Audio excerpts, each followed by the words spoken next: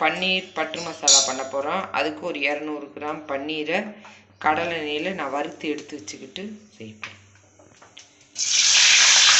இந்த அளவுக்கு லேசாக வறுத்து பொன்னிறமாக வரும், அப்படி எடுத்து ஒரு பிளேட்டில் வச்சுப்பேன். இப்போ நான் சட்டி சூடாகிடுச்சு. இப்போ பட்டரை போட போகிறேன். பட்டு ஆயிடுச்சு.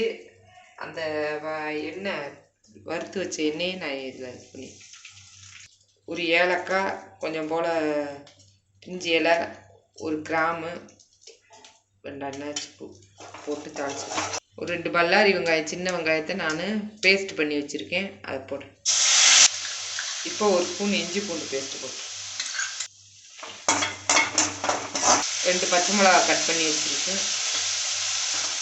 நல்லா அந்த பச்சை வாசனை போனோடனையும் தக்காளி, 2 தக்காளி, பெரிய தக்காளியை மிக்ஸி ஜாரில் அடித்து வச்சுருக்கேன், அதை போட்டு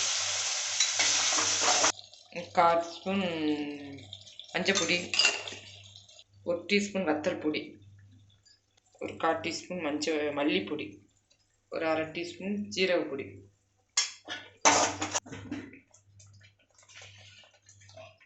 நம்ம இந்த பட்டர் மசாலாவுக்கு தேவையான உப்பு போட்டுருவோம். தேவைன்னா பார்த்துட்டு போட்டுக்கலாம். மல்லியில் இருந்து போட்டுருங்க. ஒரு 100 கிராம் தண்ணி ஊற்றுங்க. ஊற்றி நல்லா கொதித்து வெந்து வற்றி எண்ணெய் வரவும் நம்ம பன்னீர் போடணும். இப்போ நல்லா கொதிக்கட்டும். நம்ம எண்ணெய் வந்துருச்சு. கொஞ்சம் அதில் தயிர் ஆகி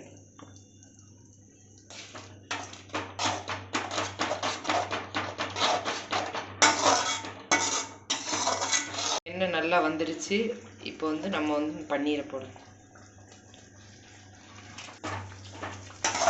பன்னீரை ஏற்கனவே நம்ம எண்ணெயில் வறுத்து வச்சுருக்கிறதுனால ரொம்ப நேரம் வேக வேண்டியது இல்லை.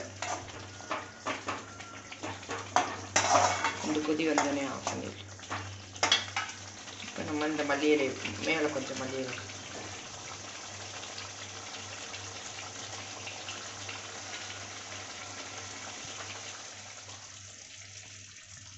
இப்போ ஒரு 1/2 ஸ்பூன் கஸ்தூரி மேத்தி போட்டு இப்படி ஆஃப் பண்ணிடலாம்.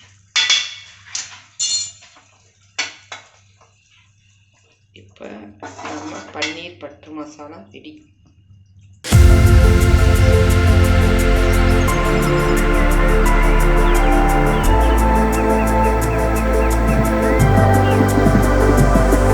In the darkest night, I saw your